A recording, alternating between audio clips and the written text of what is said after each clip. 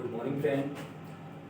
इससे पहले हम लोग पार्ट 1 टूथ डीके का बना चुके हैं। आज हम लोग पार्ट 2 देखने वाले हैं, जिसमें देखने वाले हैं सबसे पहले कि प्रिवेंट क्या है। इसके पहले जो हमने वीडियो बनाया था टूथ डीके, तो आप सभी दर्शकों से मैं ये निवेदन करना चाहूँगा, रिक्वेस्ट करना चाहूँगा कि जो लोग भी वो पार्ट 1 इसका नहीं देखे हैं तो सबसे पहले वो पार्ट 1 देख कर फिर पार्ट 2 देखें, तब जाके प्रॉपर तरीका से समझ में आएगा। चलिए स्टार्ट करते हैं कि हम अपने टूथ को कैसे हाइजीनिक रखें, कैसे स्वस्थ रखें, हेल्दी रखें और वाइट मतलब प्रॉपर तरीका से वाइट रखें। तो देखिए, कुछ प्रिवेंट होता है, हमें बचाव करने के लिए बहुत जरूरी होता है। अगर आपको लगता है कि नहीं हमारे दांतों में डीके हो चुका है तो फिर आपको कुछ बातों का ख्याल रखना चाहिए, जैसे कि good oral hygienic habits. It means आपका जो आएगा ओरल तौर पे यानी ब्रॉसिंग आपको अच्छी हैबिट रखनी होगी। प्रतिदिन आपको ट्वाइस अ डे यानी एक दिन में 2 बार आपको फ्लोराइड टूथपेस्ट से आपको अपने दांतों को साफ करना चाहिए, तब जाके आपका डीके जो है वो ब्रेक डाउन होगा। अदरवाइज वो जो बैक्टीरिया होते हैं वो प्रॉपर तरीका से उसमें एसिड का फॉर्मेशन करेंगे, फिर एसिड बनेगा तो ऑब्वियसली आप समझते ही हैं कि फिर तो इसका इरोजन होना ही कंपल्सरी होता है। देखिए, फ्लोराइड जो होता है ये एक्चुअली बेस नेचर का होता है, यानी इसका जो पीएच वैल्यू होता है वो 8.0 होगा। इसका पीएच वैल्यू 8.0 होता है टूथपेस्ट का। इसलिए हम लोग क्या करते हैं, अब चूंकि हमारे माउथ का पीएच वैल्यू होता है 5.5, ये माउथ का है और ये हमारे टूथपेस्ट का। तो जब ये आपस में रिएक्शन करता है तो फिर वो न्यूट्रलाइजेशन यानी इसके अप्रॉक्स ला देता है। जो हमारे ज्यादा एसिडिटी हुआ रहता है ना, जैसे कि बैक्टीरिया बहुत सारे एसिड हमारे दांतों पे बना दिए रहते हैं, तो उसको ये क्या कर देता है, मेंटेन कर देता है, इक्वल कर देता है, जिसकी वजह से हमारे दांत जो है प्रॉपर तरीके से सही रहता है, हेल्दी रहता है, स्वस्थ रहता है। फ्लॉसिंग का मतलब होता है दांत को साफ करना। तो हमें टाइम टू टाइम अपने दांतों को फ्लॉसिंग करना चाहिए and visiting dentist for checkups and cleaning. अगर आपको लगता है कि हमारे दांतों में कैविटी हो चुका है, टूथ डीके हो चुका है, तो फिर आपको किसी नजदीकी डेंटिस्ट से मिलना चाहिए और प्रॉपर तरीका से उसका चेकअप करवाना चाहिए, जांच करवाना चाहिए, और उसके बाद से उसका सफाई भी बहुत जरूरी होता है। अदरवाइज बैक्टीरिया और भी आपको दांतों के जड़ तक जा सकते हैं, क्योंकि इसका बहुत सारा ग्रेड होता है, ग्रेड 1, ग्रेड 2, ग्रेड 3, ग्रेड 4, जो बहुत डेंजरस होता है। अगर डीके का लास्ट स्टेज जिसको हम लोग बोलते हैं ग्रेड 4, तो वहां पे चला गया तो फिर तो दिक्कत हो जाएगा आपको। इसलिए जब भी आपको लगे कि ना हमको थोड़ा थोड़ा इस तरह का सिम्टम्स हमको दिख रहा है, टूथेक हो रहा है, तो फिर आपको डेंटिस्ट से मिलना चाहिए। And reduce intake sugar and starchy food and drinks. अब आपको क्या करना है कि रिड्यूस करना है इनटेक शुगर, यानी शुगर को बहुत कम खाना पड़ेगा। ज्यादा मत खाइए, नहीं तो फिर आपके टीथ के लिए बहुत हार्मफुल होगा। एंड स्टार्ची फूड भी नहीं लेना, ना ड्रिंक, ये सब जो चीजें हैं वो कम थोड़ा आपको लेना है। अब समझते हैं हम लोग की टाइप्स ऑफ कैविटी क्या होता है, यानी कैविटी का कितने टाइप से कैविटी हमारे दांतों के अंदर हो सकता है। एक्चुअली 3 टाइप से होता है। आप यहाँ पर एक वीडियो विजुअलाइज कर सकते हैं, जो कि हम यहाँ पर रियल व्यू फोटो एडिट करके लगाएंगे। उसके बाद से देखिए टाइप ऑफ कैविटी एक्चुअली 3 होता है, लेकिन हम लोग यहाँ पर 5 तरह के समझेंगे, क्योंकि ये कभी कभी ये रिकरेंट और रैंपेंट भी पूछ देता है एग्जामों में। तो हमारे एग्जाम के लिए व्यू से बहुत ज्यादा इंपॉर्टेंट है। अगर आप कोई इंडिविजुअल सिविलाइज पर्सन है तो फिर आपके लिए भी बहुत ज्यादा अनिवार्य हो जाएगा। तो समझते हैं सबसे पहले कौन सा टूथ डीके होता है। तो देखिए, सबसे पहले कैविटी जो होता है हमारा पिट्स या फीजर कैविटी। पिट्स या फीजर कैविटी का मतलब होता है, पिट्स यानी गड्ढा और फीजर मतलब भी वही होता है। तो देखिए, ये हमारे एक्चुअली जो होता है हमारे मोलर जो टीथ होते हैं या प्री मोलर, यानी जो चौड़े चौड़े दांत होते हैं ना, जिसमें हम लोग अपने फूड आइटम को ब्रेक डाउन करते हैं, तो वहां पर ये हो जाता है एकदम, ये सरफेस पे होगा। ये देख रहे हैं, ये हमारा टीथ, सपोज दैट ये एक टीथ है, इसके टॉप पोर्शन यानी ऊपर से अगर कहीं होल दिख रहा है तो ऐसे कैविटी को हम लोग बोलते हैं पिट या फीजर कैविटी। दूसरा देखते हैं, 2 टीथ, ये टीथ 1 और ये टीथ 2, दोनों टूथ के बीच में जो अगर जो ये स्पेस होता है इस स्पेस में अगर आपको कैविटी हो जाता है तो फिर इस कैविटी को हम लोग बोलते हैं स्मूथ सरफेस कैविटी। क्योंकि ये जो होता है ना उसके जबड़े के पास जो गम्स होते हैं वो काफी स्मूथ होते हैं, स्मूथ सरफेस है। कभी कभी यहाँ पे बैक्टीरिया फूड पार्टिकल्स जो होते हैं यहाँ पे हाइड हो जाते हैं, वही धीरे धीरे डिकम्पोज होकर इसमें बैक्टीरिया लग जाती है, जिसके कारण ये दांत यहाँ की मसल्स गम्स को नष्ट कर देता है और यहाँ पे बन जाता है कैविटी। तो अगर ये दो दांतों के बीच में यहाँ स्मूथ यानी चिकने सरफेस पर अगर हुआ है पिट्स हुआ है तो ऐसे पिट्स को हम लोग बोलते हैं स्मूथ सरफेस कैविटी। और तीसरा होता है रूट कैविटी। ये क्या होता है आपको पता है, हमारे दांतों के अंदर रूट होता है। तो जो अगर ये हमारा जो कैविटी है वो इस रूट के अंदर आ गया, रूट तक यहाँ से लेकर वो अंदर रूट जड़ तक पहुंच जाता है, तब हम लोग ऐसे कैविटी को बोलते हैं रूट कैविटी। यानी इसमें root surface gums disease old and adult. कभी ये जो होता है अक्सर जो जिनकी एज ज्यादा हो जाती है यानी एडल्ट पर्सन को ज्यादातर देखने को मिलता है, या वे लोग जो ज्यादा टोबैको वगैरह गुटखा का सेवन करते हैं उनमें ज्यादा ये देखने को मिलता है रूट कैविटी। और नेक्स्ट होता है रिकरेंट डीके। इसका मतलब होता है कि मान के चलिए हमने एक बार अपना दांत को डीके था तो उस कैविटी को मैंने लिक्विड के थ्रू फुलफिल करा दिया था, यानी लिक्विड से उस गड्ढे को भरवा दिया था। लेकिन कभी कभी क्या हो जाता है कि वो गड्ढा फिर से क्रेक हो जाता है या वर्म हो जाता है। गर्म होने के कारण वो उसमें दरारें पड़ जाती है, कोई गर्म चीज खा लिए या फिर वो क्रैक्ड हो जाता है या ब्रोकन हो जाता है, टूट जाता है। तो फिर वहां पर हमें एक नया सा गड्ढा बन जाता है। हमने पहले इसका इलाज कराया था लेकिन क्या कर दिया बाद में फिर उसमें वो क्रेक हो जाने के कारण और टूट जाने के कारण फिर से हमें वहां पे गड्ढा बन जाता है। तो ऐसे कैविटी को हम लोग बोलते हैं रिकरेंट डीके, रिकरेंट डीके बोलते हैं। ये एक बार ट्रीटमेंट के बाद होता है। और ये रैम्पट जो है, रैम्पट डीके, ये होता है बाबू मल्टीपल टाइम पे होता है। ये ऑन कंट्रोल डीके होता है, यानी कंट्रोल नहीं हो पाता है, एक ही जगह एक ही दांत में बार बार हो जाए। Rapidly affected multiple teeth at once, एक ही दांत में बार बार अगर डीके हो जा रहा है तो ऐसे कैविटी को हम लोग बोलते हैं रैम्पट डीके।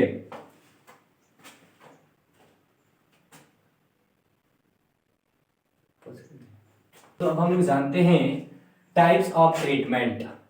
दांत देख ले, इसके पहले हम लोग डीके देखें, कैविटी देखें। अब हम लोग समझते हैं कि इसका ट्रीटमेंट कैसे होता है। तो देखिए ट्रीटमेंट जो होता है, दांत का ट्रीटमेंट एक्चुअली दो टाइप से कर सकते हैं।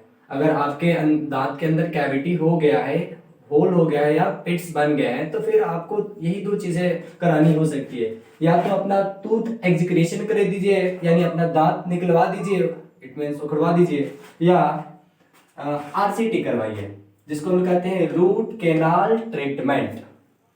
अभी देखिए ये थोड़ा चीप में हो जाएगा लेकिन ये थोड़ा कॉस्टली होता है।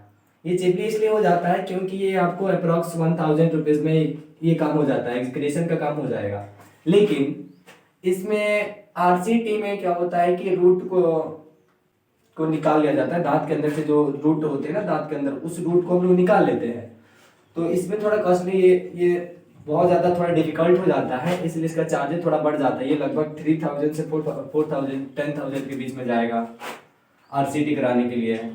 तो आरसीटी एक्चुअली पहले तो होता था हैंड के द्वारा होता था, यानी ये 3 टाइप का हो जाता है। पहले हम लोग हैंड आरसीटी के नाम से जानते थे, क्योंकि पहले हाथ से ही लोग क्या करते थे, रूट को निकालते थे, जिसको हम कहते थे रूट कैनाल ट्रीटमेंट किया जाता था। लेकिन जैसे जैसे टेक्नोलॉजी आई फिर हम लोगों ने इसमें भी प्रोग्रेस किया और फिर उसके बाद से आ गया कंप्यूटराइज आरसीटी। ये थोड़ा इससे सबसे चीपेस्ट में अगर आरसीटी करा रहे हैं तो हैंड आरसीटी थोड़ा सस्ता हो जाता है, लेकिन ये क्लीननेस नहीं होगा, इसके अंदर साफ सुथरा नहीं होता है। लेकिन कंप्यूटराइज इससे बेटर हो जाता है कंप्यूटराइज आरसीटी, और इससे भी बेटर हो जाएगा माइक्रोस्कोपिक आरसीटी। इसमें बहुत ज्यादा खर्चा बढ़ जाता है और इसमें ना मात्रा कभी अब शक नहीं रहता है कि मेरे आरसीटी के अंदर क्या कुछ मतलब जर्म्स वगैरह बचे गए नहीं ना, या जो बैक्टीरिया उसके अंदर छूटे तो नहीं है। ये पूरा प्रॉपर तरीका से क्लीन कर देता है माइक्रोस्कोपिक से, क्योंकि माइक्रोस्कोप जो होता है, सूक्ष्मदर्शी जो होता है, उसे हम लोग पूरा देख कर फिर उसका ट्रीटमेंट करते हैं। अब समझते हैं ये बार बार बोर्ड एग्जाम में पूछा जाता है कि टूथ क्या है, ये कितने टाइप के होते हैं। तो इसको इसी वीडियो में एकदम विस्तार पूर्वक से हम देखने जा रहे हैं कि आखिर टूथ होता क्या है। तो देखिए, टूथ का प्लूरल नंबर जो होगा वो हो जाएगा टीथ। और टूथ का स्टडी, यानी कोई व्यक्ति अगर टूथ का स्टडी कर रहा है तो उसको बोलेंगे ओडोंटोलॉजी। या टूथ के जो डॉक्टर होते हैं उनको हम लोग बोलते हैं बीडीएस, उनको मतलब एक डेंटिस्ट बोलते हैं जो कि बीडीएस का कोर्स करते हैं। और दांत जो होता है वो मेनली दो कंपाउंड से बनता है, जिसको हम लोग कैल्शियम कार्बोनेट और कैल्शियम फॉस्फेट के नाम से जानते हैं। और मनुष्य के जीवन काल में 52 दांत पूरे निकलते हैं। तो ये कैल्शियम कार्बोनेट 10% के आसपास होता है, ज्यादा जो होता है कैल्शियम फॉस्फेट ही होता है। अब समझते हैं types of teeth based on shape, यानी उसके साइज के आधार पर, आकार के आधार पर, उसके रूप के आधार पर दांत कितने प्रकार के होते हैं। तो हमारे साइज के आधार पर दांत 4 प्रकार के होते हैं, जिसमें पहला हो जाएगा इंसीजर, दूसरा हो जाएगा केनाइन, तीसरा हो जाएगा प्रीमोलर और चौथा हो जाएगा मोलर। तो देखिए इंसीजर, अब थोड़ा इस फिगर पे ध्यान दीजिए और यहीं पे एक रियल पिक्चर जो है हम यहाँ पे एडिट करके लगा देंगे, उस पर भी ध्यान दीजिएगा। देखिए मान के चलिए ये हमारा जो दांत है इसके दो पोर्शन होते हैं, एक टॉप पर्सन है और एक जिसको बॉटम पर्सन कहते हैं। तो जो टॉप पर्सन है उसमें 16 दांत होती है और बॉटम में भी 16, और 16 मिला के कितना हो जाता है, 32 हो जाता है। तो हम 16 ना पढ़ के, जो देखिए ये जो टॉप पर्सन है और आधा मैं यहाँ पे बनाता, लेकिन मैं आधा नहीं बनाया क्योंकि मुझे जो है यही दांत सिमिलर इधर होंगे और यही दांत जो है नीचे भी क्या हो जाते हैं, सिमिलर ही हो जाते हैं। तो सिमिलर चीज को उतना टेंशन लेके क्या, अब आपको हम मतलब 32 दांत पढ़ाए, मेन जो दांत है इतना ही है, 8 ये जो दांत आप देख रहे हैं यही मेन है, यही इधर भी होगा फिर नीचे भी हो जाएगा। तो इसी को समझते हैं। तो सबसे पहले जो ये है हमारे सामने का जो दांत होता है जिसको हम लोग बोलते हैं केनाइन, सॉरी ये जो है इंसीजर। देखिए पहला जो हम लोग का दांत का टाइप होता है वो होता है इंसीजर। ये जो सामने दो दांतें दिख रही है, 4 एक्चुअली एक साइज का दांत होगा। तो 4 हम तो पढ़ नहीं रहे, उसको दो पार्ट में डिवाइड कर दिए, तो 2 इधर आएंगे 2 इधर आएंगे। तो 2 दांत ये जो आप देख रहे हैं, ये दोनों दांत क्या है, हम लोग का इंसीजर है, ये दोनों दांत इंसीजर। और दूसरा जो है ये केनाइन है और तीसरा प्रीमोलर और चौथा मोलर। तो देखिए ये दोनों दांत को इंसीजर, ये जो क्या काम करता है, तो ये किसी भी फूड आइटम को बाइट करने का काम करता है, यानी ये फ्रंट दांत से क्या करते हैं, किसी भी फूड आइटम को काटने का काम करते हैं। और दूसरा जो दांत है ये जो होता है केनाइन, ये हमारे अंदर 4 ही दांत होता है, जो कि एक दिख रहा है, इसमें एक ही है। देखिए 8 दांत में आपको एक ही दांत मिलेगा केनाइन। ये जो दांत होता है आपको हाथी में, जो बाहर हाथी का देखेंगे ना, बड़े वाले सूंड के सामने जो बड़े बड़े दांतें निकले रहते हैं, तो वो दांत जो होता है वही होता है ये केनाइन। और ये सबसे ज्यादा बड़ा जो आप देखेंगे, जो टाइगर हो गया, लायन हो गया, उन सबके अंदर क्या होता है, ये केनाइन बहुत ज्यादा दांत होता है जो मसल्स को कट करने का काम करता है ये। उसके बाद से प्री मोलर, ये क्या करेगा, फूड आइटम को ब्रेक डाउन करेगा। और मोलर का भी काम है वही पेस्ट बनाना, यानी फूड आइटम को ब्रेक डाउन करना। तो इसकी प्री मोलर 2 होता है और मोलर 3 होता है। अब समझते हैं कुछ फैक्ट इसके सामने है। देखिए फैक्ट ये है कि इंसीजर यानी हमारे नोज के जस्ट सामने है, यहाँ नोज है इसके जस्ट सामने उतरिएगा तो यहाँ पर आपको ऊपर 4 नीचे 4 दांत दिखाई देंगे। तो ये इसीलिए इसका नाम पड़ गया है नोज टीथ। इसकी संख्या कितना होगी, 2, इधर 2 होगी, लेकिन ओवरऑल में आपका कितना हो जाएगा, 2 इधर 2 इधर 4 2 इधर 6 इधर 2, टोटल 8 हो जाएगा। लेकिन नोज टीथ इसको बोलेंगे क्योंकि हमारे जस्ट नोज के सामने है। उसके बाद आते हैं केनाइन टीथ। देखिए इसको हम लोग आई टीथ बोलते हैं क्योंकि ये आई हमारे आंख के जस्ट नीचे है, एक यहाँ एक यहाँ एक यहाँ एक यहाँ, तो ये इसको हम लोग बोलते हैं आईज टीथ या केनाइन। तो इसकी संख्या कितनी है, हम लोग जो इस पोर्शन में देख रहे हैं डेंटल फॉर्मूला के लिए बहुत इंपॉर्टेंट है, इसमें इतना ही स्टडी, क्योंकि इस इधर का सिमिलर होता है तो उतना पढ़ने की क्या आवश्यकता है, तो इतना ही समझते हैं। आई टीथ ये कितना होगा, 1 होगा। अब समझते हैं प्री मोलर। प्री मोलर को हम लोग चीक टीथ के नाम से जानते हैं। चीक मतलब गाल होता है, तो गाल के सामने देखिएगा तो आपको 3 इधर 3 इधर 3 नीचे 3 इधर, इस साइड नीचे, तो ये 3 3 कितना हो गया, 12 दांत हो गए आपका चीक टीथ का। यानी सॉरी दो दो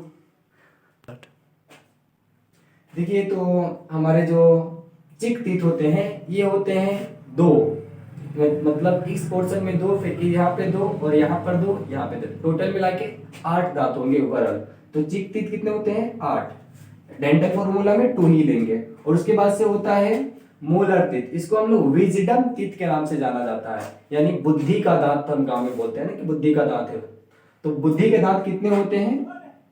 एक्चुअली इस पार्ट में 3 होते हैं, लेकिन ओवरऑल पूरे माउथ में कितने होंगे? तो पूरे माउथ में हमारे हो जाते हैं 12 हो जाते हैं। अब देखते हैं डेंटल फॉर्मूला। कई बार बीपीएससी में ये क्वेश्चन पूछ दिया गया है कि डेंटल फॉर्मूला क्या होता है। तो याद रखना पड़ेगा, फॉर्मूला जो होता है ICP-PRM, जिसको I for incisor, C for canine, PR for pre molar और M फॉर मोलर। देखिए प्री का मतलब होता है पहले, यहाँ बच्चे कंफ्यूज हो जाते हैं कि प्री मोलर और मोलर। तो जब मोलर मतलब मोलर से जो पहले आता है, प्री यानी पहले होता है, तो मोलर से जो पहले आएगा उस दांत को हम कहेंगे प्री मोलर। तो प्री मोलर, अब यहाँ पे इसकी क्वांटिटी हम यहाँ पे लिख चुके हैं कि कितना होता है। तो देखिए I कितना होगा? 2, वो I जो है 2 होगा। इंसिजर कितना होगा? 2 हो गया। कैनाइन 1 और प्री मोलर 2 और फिर मोलर 3। इससे बना 2123। ये जो हो जाता है डेंटल फॉर्मूला, जो कि एडल्ट के लिए है। लेकिन बच्चों में एक चीज नहीं पाया जाता है जिसको हम लोग कहते हैं प्री मोलर।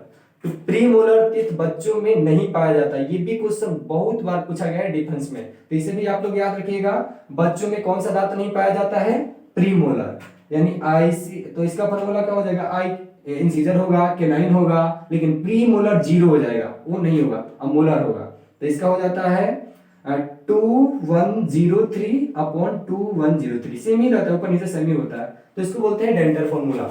अब उसके बाद हम लोग देखते हैं types of teeth according to formation, यानी दांत के निर्माण के आधार पर दांत कितने प्रकार के होते हैं। तो याद रखिएगा, दांत जो होते हैं वो मोस्टली 3 प्रकार के होते हैं। एक मोनोफायोडोंट और डाइफायोडोंट और तीसरा पॉलीफायोडोंट।